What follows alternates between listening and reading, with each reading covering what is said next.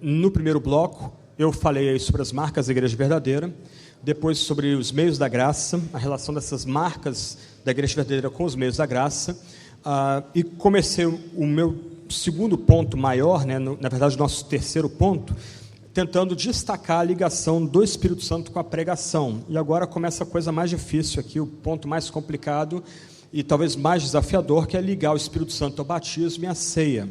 Antes, eu preciso dizer o seguinte: eu não tenho nenhuma pretensão aqui de resolver o problema entre batistas e presbiterianos quanto à ceia do Senhor, a questão do batismo, na verdade.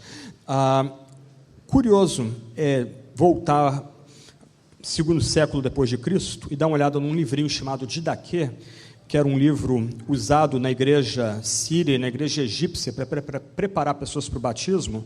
Lá no capítulo 7, versos 1 e 3 do Didaquê, é dito mais ou menos o seguinte: o batismo tem que ser feito no nome do Pai, do Filho e do Espírito Santo, e se há água corrente, então a pessoa seja batizada por imersão; se não há água corrente, que a pessoa seja batizada por aspersão.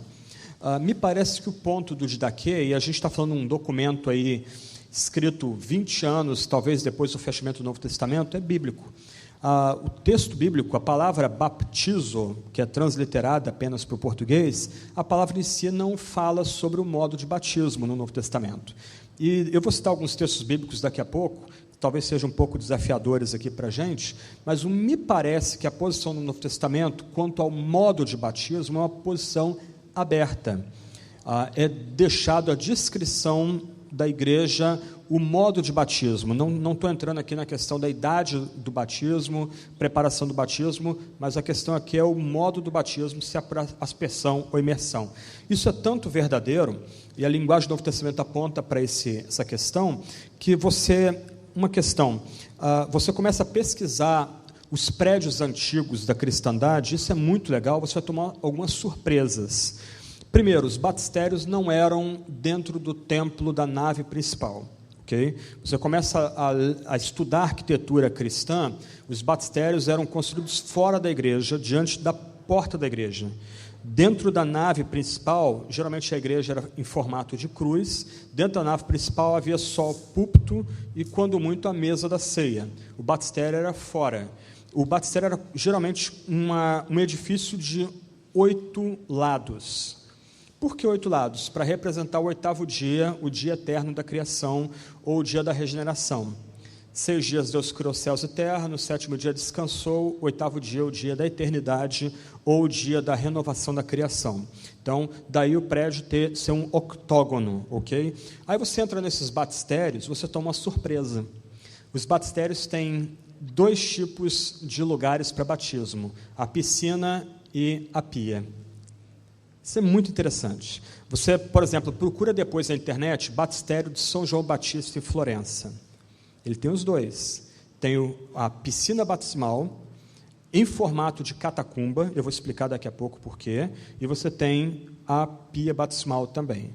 Você procura depois batistério neoniano ou batistério ortodoxo em Ravenna, o mesmo padrão. Você tem um prédio pequeno, 8 lados, você tem no centro do prédio, você tem a piscina batismal, e dá para batizar por a imersão ali tranquilamente, e você tem a pia batismal na outra ponta, que a pessoa pode ser batizada por aspersão também. Eu estou falando aqui de prédios do século V, do século VI, ok? Então, bem mais próximos do Novo Testamento do que o que a gente está fazendo hoje, o que a gente se acostuma hoje.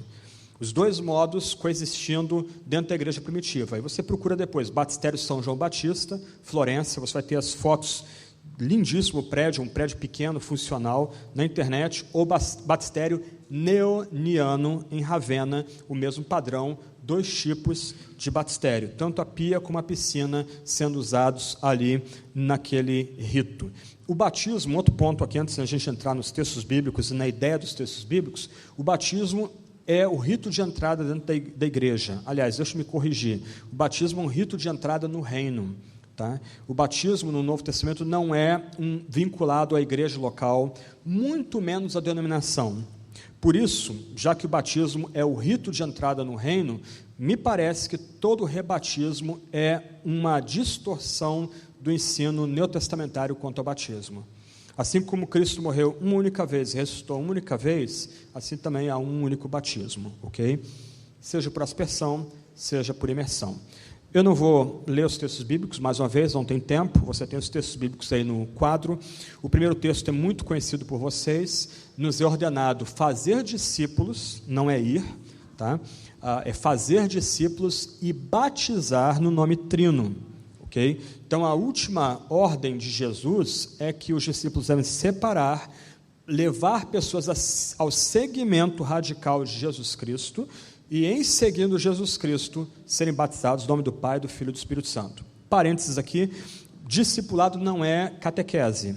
A catequese é a instrução doutrinal, discipulado é o seguimento radical de Jesus Cristo, é seguir as bem-aventuranças que já foram citadas aqui. Quando nós seguimos as bem-aventuranças, nós estamos sendo discípulos. Então, todo mundo aqui é discípulo.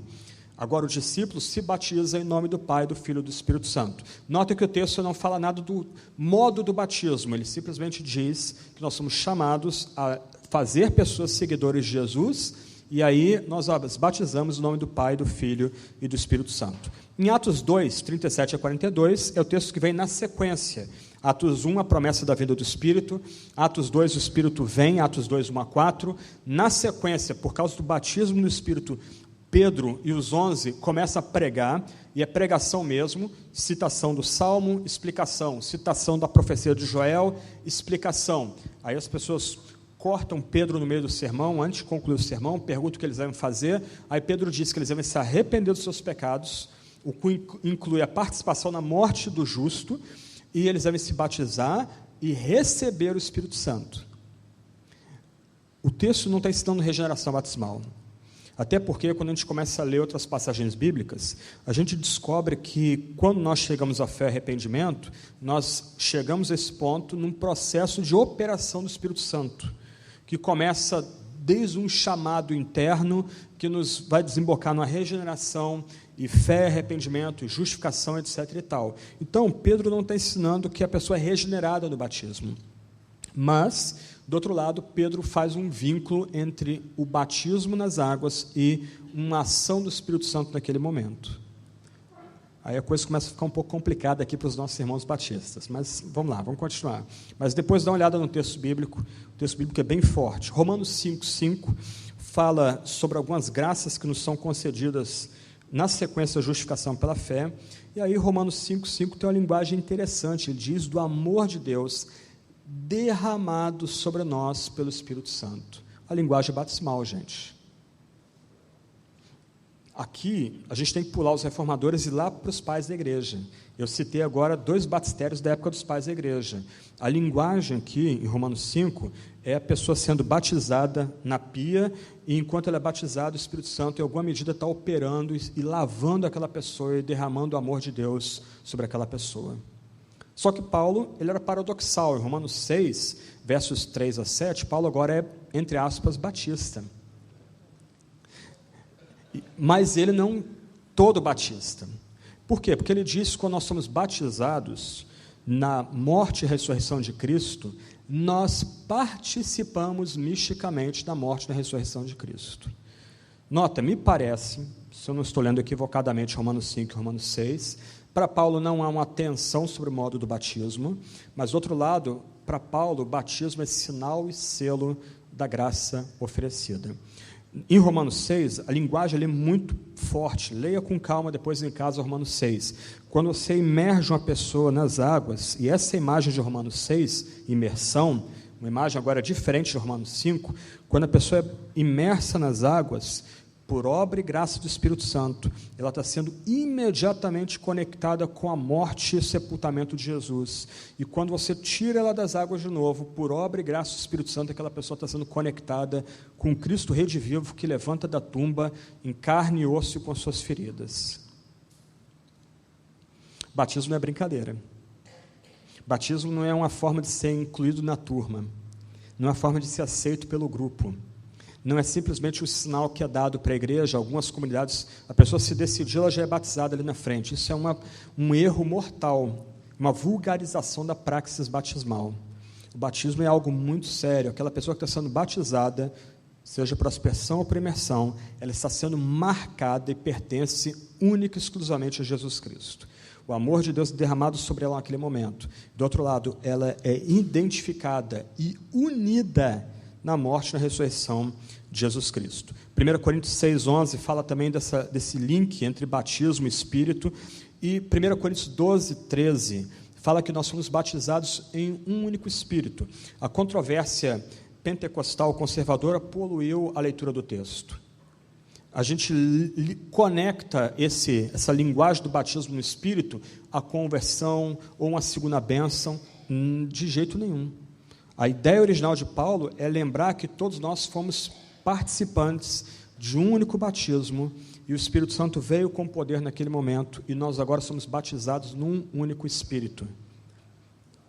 A ideia ali é o derramar ou o imergir nas águas batismais. Gálatas 3, 27 também vai dizer que nós somos batizados em Cristo, um eco de Romanos capítulo 6. Efésios 4, 5, fomos batizados em Cristo. Colossenses 2, 11 a 12, a circuncisão interna do coração, que é operada pelo Espírito, ela é vinculada ao batismo. E Tito 3, 4 a 7, um texto que os presbiterianos gostam, lembra que nós somos regenerados pelo lavar que vem de Deus, uma imagem que nos leva à aspersão feita na pia batismal. A ideia ali era pegar uma concha, encher a concha d'água, jogava em cima do batizando. Aquela ideia da água lavando a pessoa é comunicada com a ação do Espírito Santo, lavando e regenerando a pessoa. Se toda a vida é vida no Espírito, se toda a vida cristã é vida no Espírito, então o batismo também é um rito de entrada onde o Espírito opera, nos vinculando ao reino, nos introduzindo ao reino. Por isso o batismo deve ser feito uma única vez. Qual o resumo aí dos textos bíblicos? Vamos lá, mais um slide aí. 3 pontos aí para resumir o ensino bíblico aí, que você pode ver com calma depois. O batismo é o rito inaugural da vida cristã.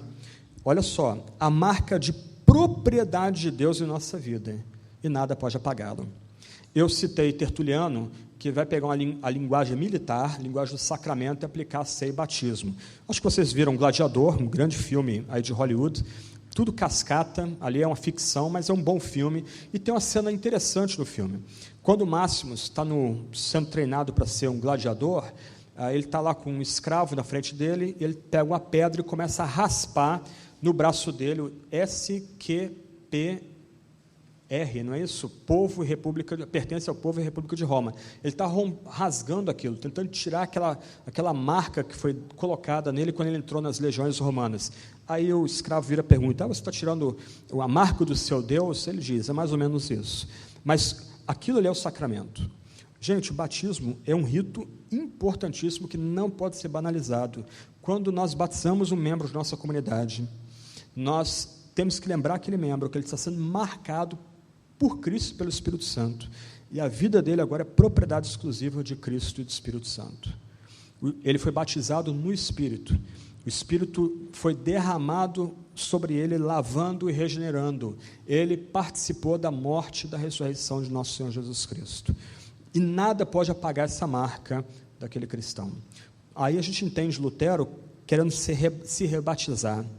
Isso é bem interessante. Lutero não queria perder essa marca, que é a marca do batismo. Por isso, algumas vezes, na biografia dele, ele disse que queria se batizar de novo. É uma hipérbole, um exagero dele, na biografia dele. Mas por quê? Porque ele entendia o batismo com essa marca perene que Deus coloca sobre o cristão, a marca de propriedade que Deus coloca sobre o cristão. Ainda Lutero vai dizer: olha, quando o diabo vinha me tentar, né, nas Anfechtung, nas crises que ele passava, ele dizia: sai de mim, pois sou batizado. Batizado nome trino. Okay? Esse é um ponto importante aí. Segundo ponto, o batismo caracteriza externamente a união mística do crente com Cristo. Agora nós estamos em Cristo, nós somos o Cristo total, Ele é o cabeça, nós somos o corpo. O batismo é uma marca externa que lembra que nós estamos em Cristo, nós vemos em união mística com Cristo. E por último, o batismo efetua nos fiéis, o Espírito Santo efetua nos fiéis a realidade que o batismo representa. Então o batismo, ele significa pictoriamente para a comunidade que nós fomos lavados pelo Espírito, nós somos imersos na morte e na ressurreição de Cristo. O Espírito Santo pega essa água batismal e ele opera internamente aquilo que o batismo significa, o que o batismo visualiza ou ilustra para a comunidade. Então, se o batismo ilustra esse lavar regenerador, essa união com a morte e a ressurreição de Cristo, o Espírito Santo usa as águas batismais para operar internamente em nosso coração e nossa vida aquilo que o batismo representa. Karl Barth, num dos livrinhos dele, um livro sobre batismo, ele vai dizer o seguinte: Barth é interessante, ele era membro da Igreja Reformada, mas nesse ponto aí, a questão do batismo de infantes, ele rompeu com a Igreja Reformada. Ele acabou abandonando o batismo infantil, mas permaneceu aberto quanto ao modo de batismo. Ele assim, por assim dizer, ele rompeu respeitosamente com a praxis de batizar crianças. Mas ele diz o seguinte: o significado central do batismo em relação ao candidato está claro.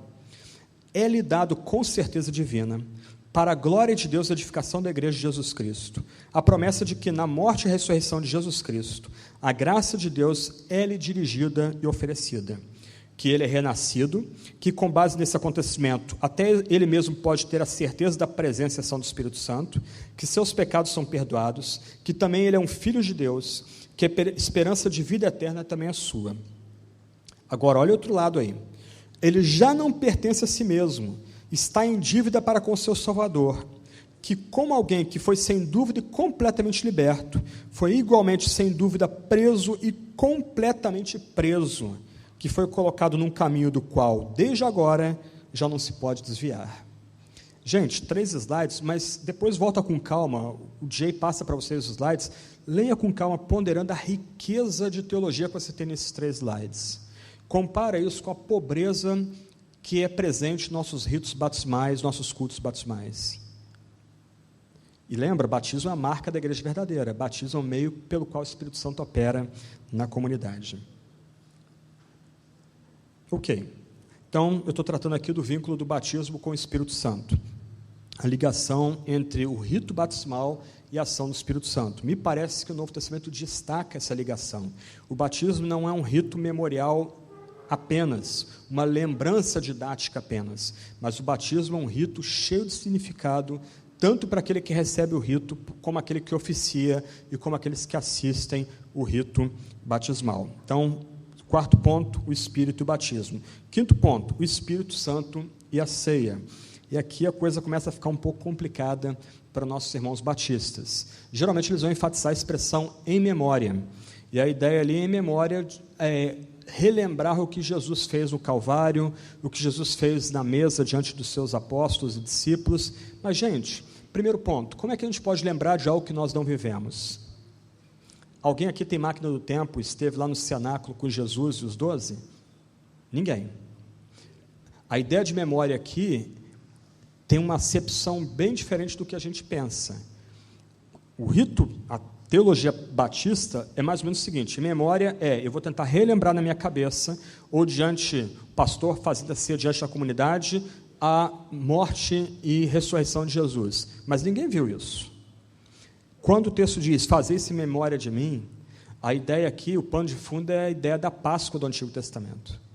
A ideia aqui, gente, é que por obra e graça do Espírito Santo, na ceia, que é o rito contínuo de confirmação da igreja, nós somos, por assim dizer, não só transportados e levados para as alturas, para a presença do próprio Cristo, à destra do Pai, mas nós somos, por obra e graça do Espírito Santo, transportados para o Calvário, como se estivéssemos diante do Cristo crucificado pelos nossos pecados.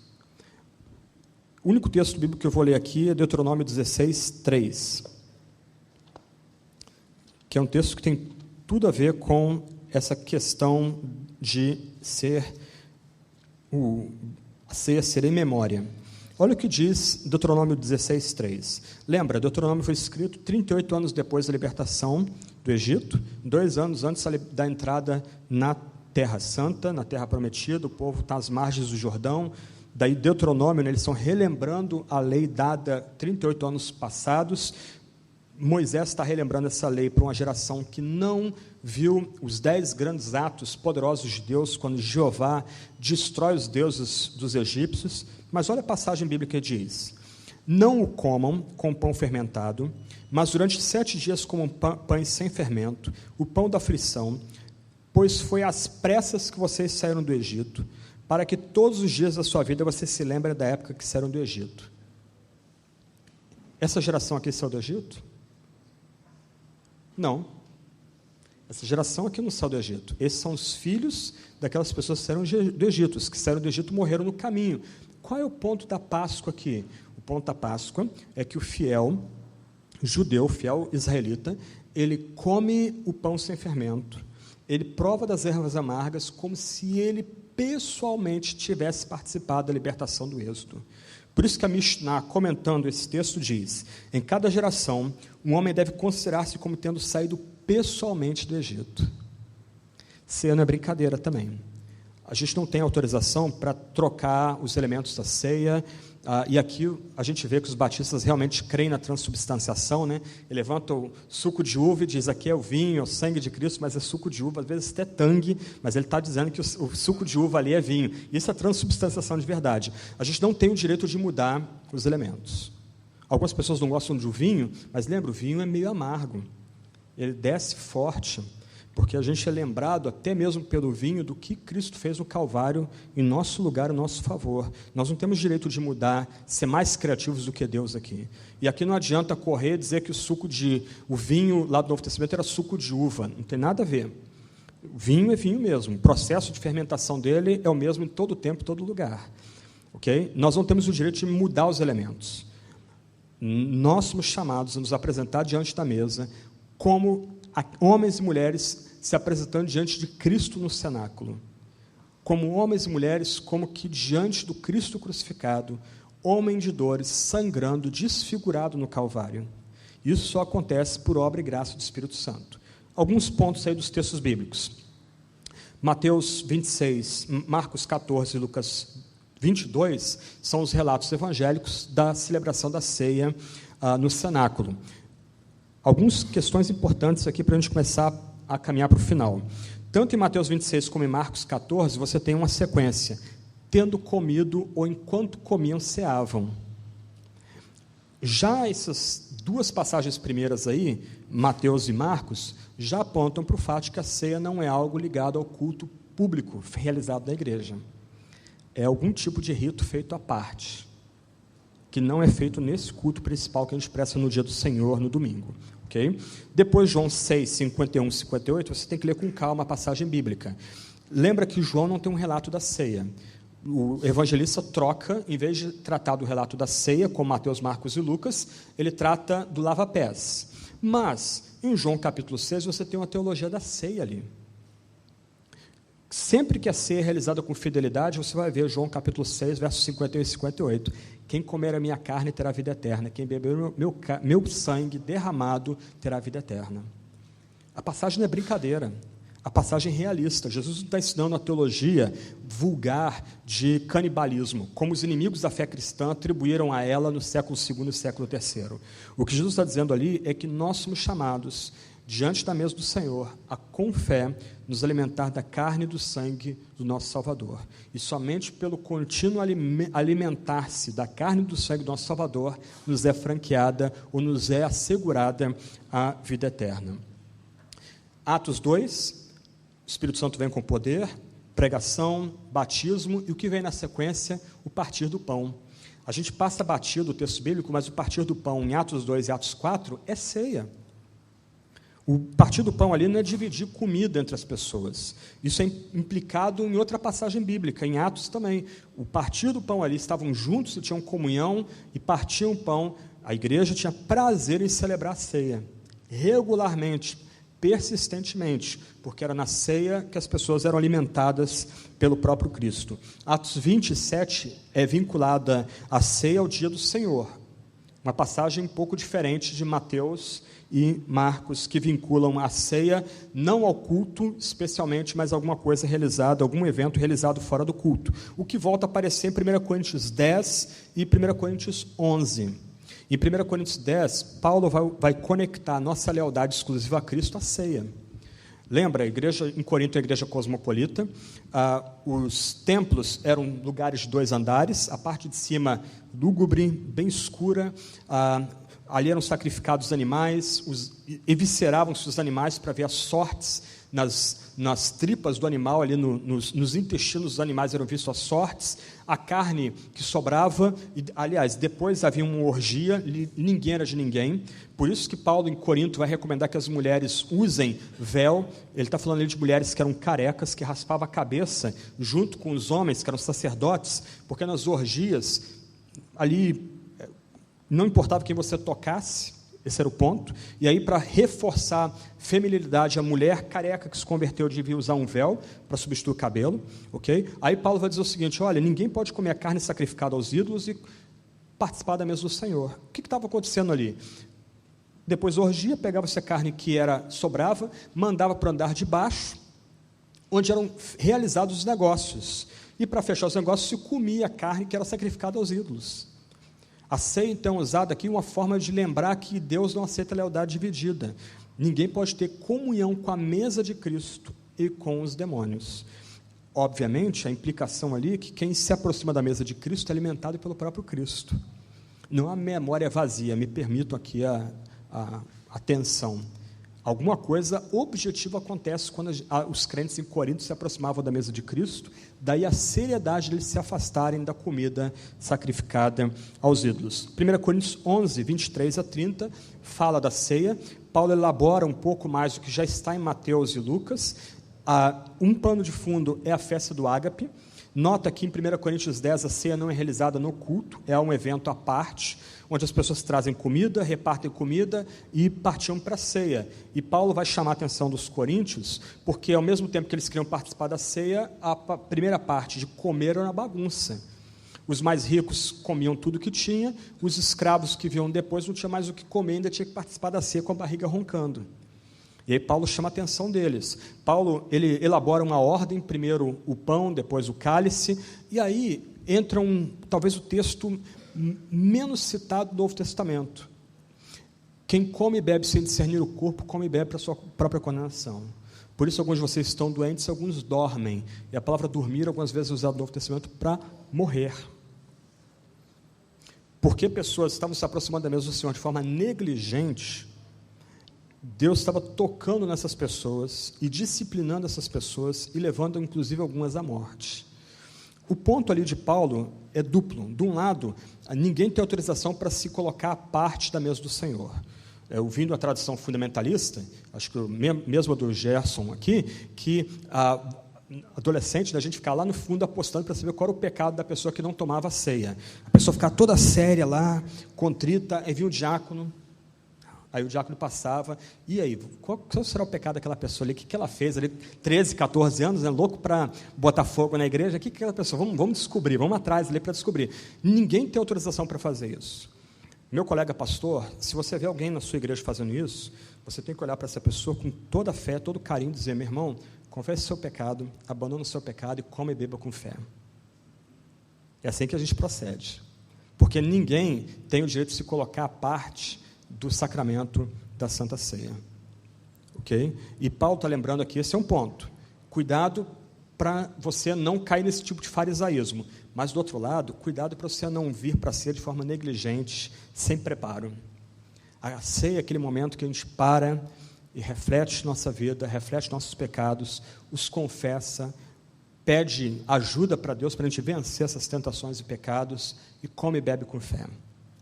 Porque a ceia, ela nos alimenta, nós, por assim dizer, somos erguidos da presença de Cristo, alimentados pelo próprio Cristo, e é justamente a ceia que vai dar força para a gente perseverar na santificação, na medida que a gente se banqueteia com o próprio corpo e com o próprio sangue de Cristo. 1 Coríntios 12, 13, fala que nós somos batizados no Espírito, e nós bebemos de um mesmo Espírito.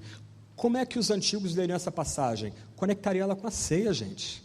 O ato de tomar o cálice, lembrando do sacrifício de Jesus, do sangue derramado por Cristo, a pessoa toma o cálice e está bebendo do próprio Espírito Santo.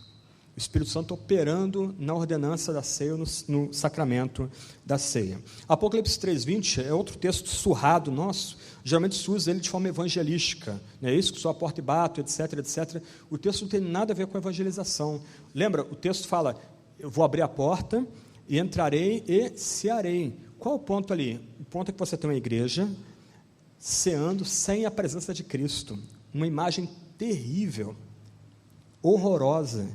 A ceia virou um ritual vazio, mas Cristo está à porta da igreja, insistindo para que a porta seja aberta, para que Cristo entre e as pessoas venham a ser alimentadas com o próprio Cristo nesse ritual santo, nesse banquete santo. Esses são alguns textos bíblicos importantes que vinculam o Espírito Santo à ceia do Senhor. Qual o resumo dessas passagens bíblicas aí? Primeiro, a ceia é um sinal de comunhão contínua com Cristo e deve ser celebrada com frequência. Eu, particularmente, entendo que uma vez por mês é um bom tempo para nós termos um ritual da ceia realizado em nossas comunidades. Então, mais uma vez, a ceia é um sinal de comunhão contínua com Cristo. Alguém vive sem comida e sem bebida? Ninguém. Alguém já disse que 3 dias sem bebida você morre, acho que 7 dias sem comida você morre também. Cristo aqui, ou nós somos lembrados pela Sagrada Escritura, que nós precisamos beber e nos alimentar continuamente do sangue e da carne de nosso Senhor Jesus Cristo. A ceia representa o corpo moído e o sangue derramado de Cristo por nossos pecados. A ceia lembra que foi por santa violência que nós fomos salvos. A ceia destaca que a nossa fé não pode ser resumida a bonequinhos tipo esmilinguido, fofinho, bonitinho e inofensivo. A ceia lembra que Cristo morreu no Calvário, morte violenta, uma morte horrorosa para nossa salvação, para nos tornar novos homens, novas mulheres. Cravos foram enfiados entre os ossos do antebraço dele. O calcanhar dele foi estourado por 2 pregos. O peito foi perfurado. Uma coroa horrível de espinhos foi colocada na cabeça dele. Antes, ele foi socado, esbofeteado, lacerado por correias e por chicotes. O Cristo crucificado é que nos salva. E a ceia lembra disso. O amargor do vinho e o pão que nos sacia lembram do sacrifício de Jesus, o corpo dele moído, o sangue derramado no nosso lugar e em nosso favor. E nós temos comunhão com Cristo por meio do Espírito Santo, através dos elementos. Eu lembro aqui de uma conversa que eu tive com um ancião luterano. Eu vou repetir o que ele me respondeu sobre o entendimento dele da ceia. Eu mais experimento do que entendo. De alguma forma que eu não entendo, na Santa Ceia, nós somos levantados na direção do Deus vivo e alimentados por aquele que está à destra de Deus, Jesus Cristo, crucificado por nós.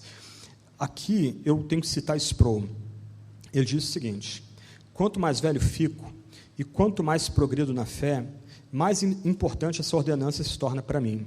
Se há algum lugar em que experimento a comunhão doce de minha alma com Cristo, esse lugar é a mesa.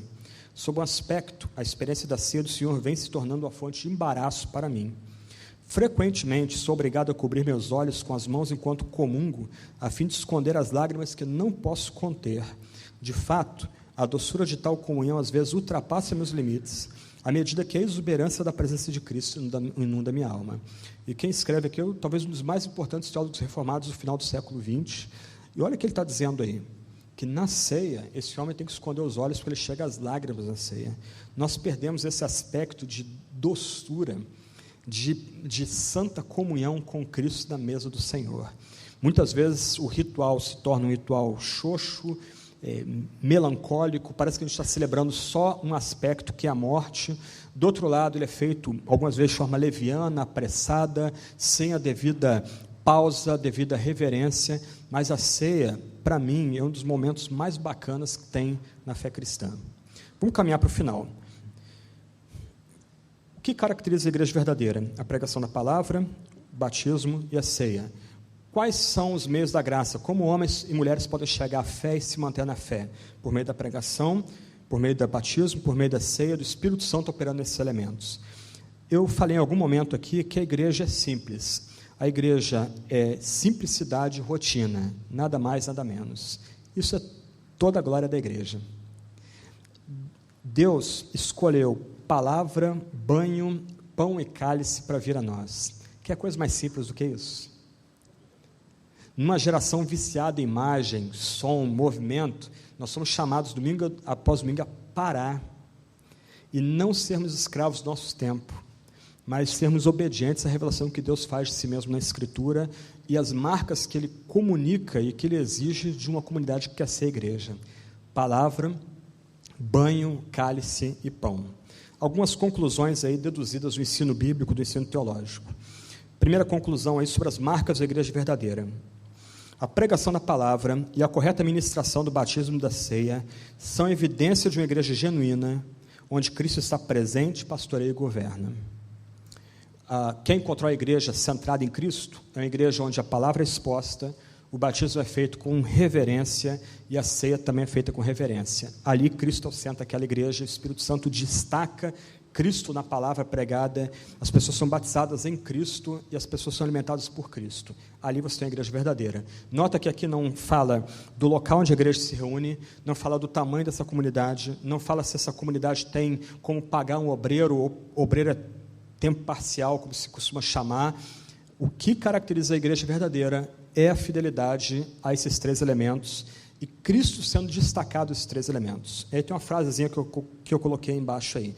O importante em todo tempo não é perfeição, mas fidelidade.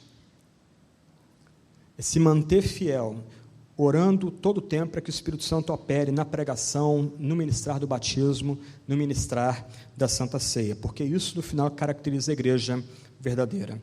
Um outro ponto aí de conclusão. Essas marcas da igreja verdadeira enfatizam somente a graça e somente a fé. Os meios da graça enfatizam a ação de Deus no homem. Eles nos são dados, nós os recebemos, somos recipientes e não doadores, beneficiários e não benfeitores. Para mim isso é encantador. A pessoa está pregando da frente de uma comunidade, a grande maioria, 99% sentada. Quem faz é Deus o pregador, todos os outros recebem. Isso enfatiza, ilustra esse ponto da graça livre de Deus, da graça soberana de Deus, da graça graciosa, como Paulo diz. No batismo, somos nós os que somos descidos às águas, ou alguém joga água sobre a gente não faz nada no batismo. Na ceia, a gente estende a mão para receber o pão. A boa prática de depois que os presbíteros distribuem o pão e o cálice, eles colocam ali sobre a mesa, e aí o pastor distribui, o pastor recebe o pão e o cálice, depois o pastor distribui. Qual a ideia? Nós não fazemos nada, alguém maior faz pela gente, sola gratia. Só que do outro lado tem outro aspecto, sola fide, a gente recebe com fé a pregação, a gente recebe com fé o batismo, a gente recebe com fé a ceia, e isso tem que ser feito com preparação e dependência do Espírito. Aqui eu preciso notar, eu lamento a perda em nosso meio protestante brasileiro, de uma literatura riquíssima de preparação para o batismo e para a ceia. Você começa a pesquisar a literatura puritana, a literatura da patrística, você vai ter manuais de preparação para o batismo, manuais de preparação para a ceia. Por exemplo, os holandeses do século XIX tinham um livretinho de pequenininho, que você botava dentro da Bíblia, 15, 20 páginas no máximo, que ajudavam você a se preparar durante toda a semana, 10 minutos que fosse por dia para o domingo clímax, se aproximar da mesa do Senhor. Por isso que no passado pessoas se convertiam na ceia. A pessoa já era batizada, foi batizada como adulto, batizada como criança, não importa, ela vinha para ser quebrantada, coração moído, e ali era alimentada com fé, e ali tudo mudava para ela. Então a gente precisa, de um lado, enfatizar que na ceia nós não fazemos nada, no batismo a gente não faz nada, na pregação nós somos totalmente passivos, só o ouvido que trabalha na pregação, mas do outro lado a gente tem que receber essas graças, ou esses meios de graça, com fé, se preparando e em dependência do Espírito Santo. Não adianta, a pessoa não tem como se preparar a contento para um culto no domingo, se vai dormir no sábado, meia-noite, 1h. Não rola. A pessoa vai ficar pescando dentro da igreja. A gente tem que ajudar os membros da igreja a entender que ela tem 6 dias da semana para viver a sua vida, por assim dizer, mas um dia que é dedicado só a Deus. Então, prepare-se com fé para que naquele dia tudo que ocorrer dentro da igreja seja real e tenha real significado. Outra conclusão, somente Cristo. Pelos meios da graça, o Espírito Santo torna o Cristo crucificado e ressurreto o centro do culto. E aqui nós perdemos muito. Eu gostei muito da palavra do Gerson, não só pelas conexões com a arquitetura cristã, que a gente perdeu essa paixão por ter edifícios bonitos para o uso do culto. Nossos edifícios são quase um caixote, um shopping center, funcionais e feios, né? Mas, do outro lado, a gente perdeu muito com a música, né? Sabe qual a música que Darth Vader canta com a guarda imperial, quando o imperador desce do ônibus espacial? Rompendo em fé. Um espírita canta essa música. Um islamita canta essa música, porque Deus é uma mera energia impessoal. Alguns nossos cultos, eles são inofensivos. Por quê? Porque a pregação não é feita no poder do Espírito, o batismo não é feito no poder do Espírito, a ceia não é feita no poder do Espírito, logo Cristo crucificado e ressurreto não é o centro do culto. A ofensa da cruz foi removida, a loucura de Cristo foi removida. A igreja é inofensiva, virou um clube social, um point de encontro, deixou de ser igreja. Talvez sinagoga de Satanás, Deus os livre, mas é um risco, é um risco. Os meios da graça lembram que Cristo é o centro. Do outro lado, nota a parte baixa ali, quando Cristo é o centro, os meios da graça nos unem misticamente e espiritualmente com Cristo. Nós agora estamos em Cristo. E que vocábulozinho bonitinho. Se lê Efésios 1, aparece ali pelo menos 10 vezes que nós estamos em Cristo. Você já imaginou isso? Nós aqui nos movemos em Cristo, a gente está ligado a Ele. E a pregação fiel, o batismo fiel, ser fiel, ressaltam essa união nossa com o nosso Salvador. Penúltima aplicação, e penúltima mesmo, né? Para não cair no erro a mentira que o Gerson citou há pouco aí. Os meios da graça ressaltam a importância da igreja local. Aqueles que querem receber o Espírito, ou crescer no Espírito, precisam dos meios da graça ministrados na igreja local, pois o Espírito vem com poder por meio da pregação, do batismo e da ceia. Gente, não há no Novo Testamento experiência individualizada da fé. O etíope, quando quer entrar no reino, ele precisa de Filipe para ser batizado. Nós somos chamados a viver em comunidade. Muita gente fala mal da igreja. Ok, é um bom esporte, difícil é amar a igreja. Difícil é caminhar com a igreja. Eu não compro livros, não dou moral para quem fale mal da igreja, xingue a igreja. Isso é fácil, qualquer ateu, qualquer incrédulo faz isso. Como, acho que foi Reinhold Niebuhr que disse, é melhor estar dentro da arca com todo o seu mau cheiro do que fora dela. Então, os meios da graça lembram que a gente é chamado a valorizar a igreja, a amar a igreja. A gente não encontra Deus subindo o monte e tendo uma suposta revelação miraculosa do monte. Isso não existe. A gente encontra Deus com poder em comunidade, com o Espírito Santo operando por meio da pregação, do batismo e da Santa Ceia. Você começa a ler sobre avivamento, de verdade, você não tem avivamento solitário no Novo Testamento. Avivamento é uma obra do Espírito que opera em toda a comunidade, por meio da pregação fiel, por meio do batismo, por meio da ceia. Enchei-vos do Espírito, vós sois o templo do Espírito, vós sois o edifício de Deus, vós sois a casa de Deus. Tudo plural. Não existe no Novo Testamento essa nota individualista, pietista, eu sou o templo do Espírito. Espero não acabar com a fé de ninguém aqui. Mas não existe essa nota individualista, o que a gente estava conversando há pouco ali, não existe essa nota individualista no Novo Testamento. Isso é fruto da nossa cultura. A cultura do Novo Testamento é que nós somos povo do pacto, povo da aliança. Nós juntos somos o corpo de Cristo. Nós juntos somos o edifício do Deus vivo. Nós somos tabernáculo. Nós somos o templo do Espírito, onde o Espírito Santo habita conosco aqui. Então, os meios da graça enfatizam a necessidade de nós estarmos com o povo de Deus. Não gosto da igreja porque é um monte de hipócrita. Bem-vindo. Cabe mais um aqui. Seja bem-vindo. Eu sou também mais um hipócrita, mas eu preciso da igreja. A gente precisa da igreja. Não há crente solitário no Novo Testamento. Não há igreja Cristo em casa no Novo Testamento. Não há igreja virtual no Novo Testamento, por mais bênçãos que advenham da internet. A igreja é real, pessoas conectadas, suportando umas às outras em amor.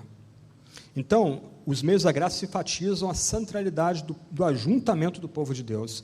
Os meios da graça centralizam ou destacam a igreja como central, o lugar onde o Espírito Santo, de fato, o locus onde o Espírito Santo opera com poder, é a igreja cristã. Última aplicação, sobre a prática dos meios da graça. Gente, De um lado, nós temos aqui alguns limites. A igreja é pregação, púlpito, é o batistério, é a mesa. Não tem como mudar isso, a gente não tem autorização para mudar isso. Do outro lado, gente, sejam criativos. Persigam a beleza na aplicação dos meios da graça. Algumas sugestões aqui. O púlpito. Arrume um púlpito bonito para a sua igreja, nada de caixote.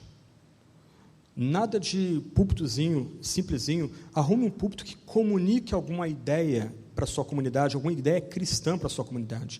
Eu amo igrejas góticas. Você já notou que na igreja gótica o púlpito fica de lado, ele tem uma escadinha em caracol e o púlpito fica em cima? Sabe o que aquilo significa? Um peixe com a boca escancarada. Onde você tem um peixe com a boca escancarada no Antigo Testamento? Jonas. E o que o Jonas tem que fazer antes de proferir palavra em Nínive? Ele tem que orar.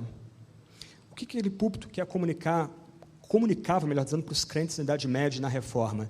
Que um homem só consegue ficar na frente do povo de Deus, expor a palavra diante do povo de Deus, se ele saiu do ventre do grande peixe em oração. E um parênteses aqui, a oração é toda recordada, é só citação dos Salmos. Linha a linha, Jonas está citando os Salmos. Tudo de cabeça. Então, arrume um púlpito bonito para a sua igreja. Pesquisa na internet, você vai ter modelos ali, arrume um púlpito trabalhado, talvez com a cruz, talvez o pastorzinho carregando ovelha. Não repudie a arte. Se Deus é o ser mais belo que há, use a arte para celebrar a glória de Deus, a grandeza de Deus. Batismo. Seja criativo no batismo. Eu sei que tem presbiterianos aqui, ou irmãos que batizam infantes. Em vez de você fazer o culto normal ali do batismo, né, aliás, tornar o batismo um apêndice do culto, primeiro, torne todo o culto do batismo. Um pressuposto do batismo para a fé reformada é o pacto.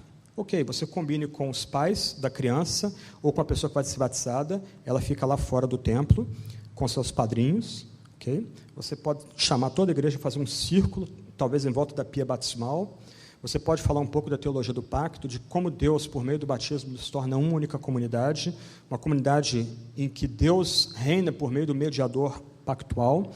E depois de falar um pouco do pacto, de como Deus os inclui no pacto, inclui também nossos filhos e todos os quantos que Ele quiser chamar, você chama aquelas pessoas lá de fora, para entrar no círculo, para entrar no pacto, para se aproximar da pia batismal. De um lado, você não pode mudar o batismo. Você tem um rito, seja para aspersão ou imersão, mas seja criativo para impactar as pessoas, para tornar a experiência visualmente bonita, inesquecível. O que corre o risco é quando os pais entram com um pequenininho, talvez os pais caírem de joelhos na sua frente chorando em prantos, porque eles começam a entender que pela fé e pela graça que atrai, um pequeno está sendo introduzido agora no pacto da graça, que Deus estabelece entre si e os piores pecadores por meio do mediador pactual, que é Jesus Cristo. Pense, batistas, vocês que fazem o batismo batista, por assim dizer, né, por imersão, pense como vocês podem embelezar isso. Nada de piscina que parece piscina. Tentem pesquisar na internet como tornar o lugar de batismo uma tumba, para simbolizar visualmente a morte e a ressurreição de Cristo, a nossa morte e a ressurreição em Cristo quando batizados por meio do Espírito Santo. Quanto à ceia, lembrem, eu tentei enfatizar isso, que a ceia, me parece, no Novo Testamento é um momento à parte que não é celebrado no culto público. Isso você vê em Mateus, você vê em Lucas, em 1 Coríntios 10, em 1 Coríntios 11. Isso acontece porque a ceia, se o batismo é aquele momento de entrada no povo de Deus, entrada no reino de Deus, o batismo é justamente aquele rito que vai fazer uma divisão radical entre o povo de Deus e aqueles que ainda não são povo de Deus.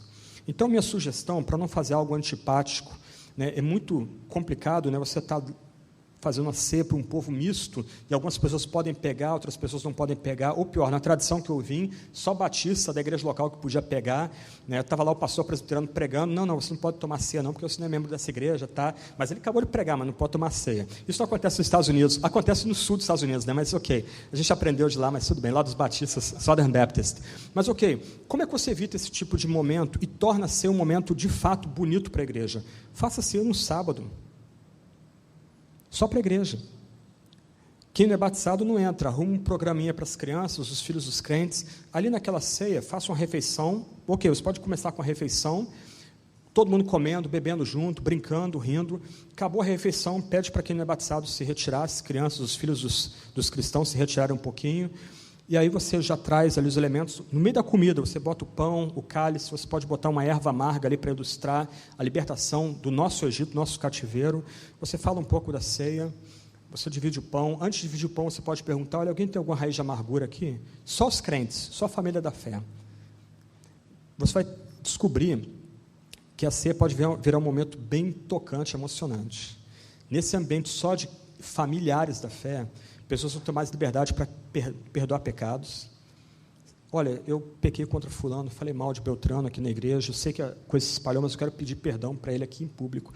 Aí, pessoal, olha, eu tinha uma amargura pelo que você falou, eu quero te perdoar também, agora come, bebe. Se você for um pouco mais ousado, depois da ceia você pode ter umas bacias, pano e fazer um lava-pés ali entre as pessoas. Um momento da igreja. Nota, você não está inventando a roda. Você está agindo dentro dos limites que Deus estabeleceu no Novo Testamento por meio da sua palavra sagrada.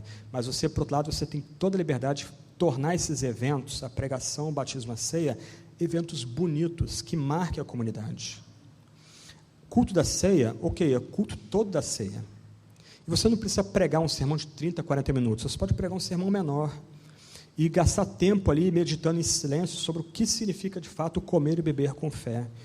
E talvez, para não ficar um negócio muito legalista e ficar enfatizando a necessidade de abandonar pecados, você pode botar uns cartazes, umas faixas na igreja: coma e beba com fé, coma e beba discernindo o seu lugar no corpo, deixando os seus pecados, e chama as pessoas para comer e beber com fé. Ok, qual é a igreja verdadeira? É aquela comunidade da pregação da palavra, da ministração correta do batismo e da ceia, e onde a pregação da palavra e o batismo e a ceia são realizados no poder do Espírito Santo. Só que a gente não para aí, mas eu vou parar aqui. O Hendrikus Berkhoff, ele diz o seguinte, isso se conecta com o que a gente ouviu do Gerson, e uma ênfase que tem sido aqui do Restore, né, a questão de ser missional. Né? O Berkhoff, não o Lois, o Hendrikus, diz o seguinte: na palavra, nos sacramentos do ministério, Cristo se torna presente para a comunidade de sua igreja. Essa comunidade, por sua vez, é chamada para ser o meio pelo qual Cristo se faz presente no mundo. Uma comunidade da palavra e do sacramento é uma comunidade simples. Você não precisa ter estrutura pesada nessa comunidade. Mas uma comunidade da palavra e do sacramento é uma comunidade que vai empurrar as pessoas a glorificar Deus no mundo. Como artistas, como advogados, como médicos, como engenheiros, professores, donas de casa, marceneiros. Uma comunidade da palavra do sacramento é uma comunidade onde o reino de fato é tão real que as pessoas vão para a semana para glorificar a Deus e vão ter saudade de voltar para a igreja no domingo seguinte.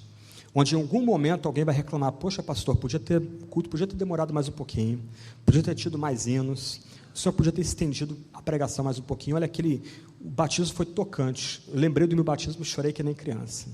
E a pessoa vai para segunda-feira para glorificar a Deus no mundo, para estender o reino de Deus na criação. Para encerrar, a Confissão Escocesa, ainda no mesmo artigo que eu li, ela termina o seguinte: onde quer que essas marcas se encontrem e continuem por algum tempo, ainda que o número de pessoas não exceda de 2 ou 3, ali, sem dúvida alguma, está a verdadeira igreja de Cristo, o qual, segundo a sua promessa, está no meio dela. Que Deus os abençoe. Mais uma vez, obrigado pelo convite do Jay. Privilégio estar com o Gerson, ter ouvido ele, tanto cantando como ensinando aqui. Que Deus abençoe vocês, Deus dê graça nesse final de ano, começo do novo ano. Deus renove aí a paixão de vocês pela igreja, pregação, ensino, batismo, a ceia. Para quem está implantando igreja, que Deus dê garra para vocês, Deus dê perseverança. Para quem já tem pastoreado, Deus renove sobre vocês as graças do chamado e Deus ajude vocês a edificar o povo dele. Vamos orar, depois o dia está com a palavra. Senhor, muito obrigado pelo ministério de Restore, DJ aqui no Rio de Janeiro. Obrigado pela vida de cada irmão e irmã aqui. Ó Deus, o Senhor conhece o coração de cada um dos teus filhos aqui presentes. Ó Deus, dá a tua graça para esses meus irmãos e irmãs. Ajuda-os a amar mais a igreja e cada vez mais valorizar a pregação, o batismo e a ceia, e ministrar essas ordenanças e sacramentos na dependência e na paixão do Espírito Santo. Ó Deus, que a gente glorifique o Teu nome nesse tempo, nesse local, nessa época. Em nome de Jesus que oramos. Amém.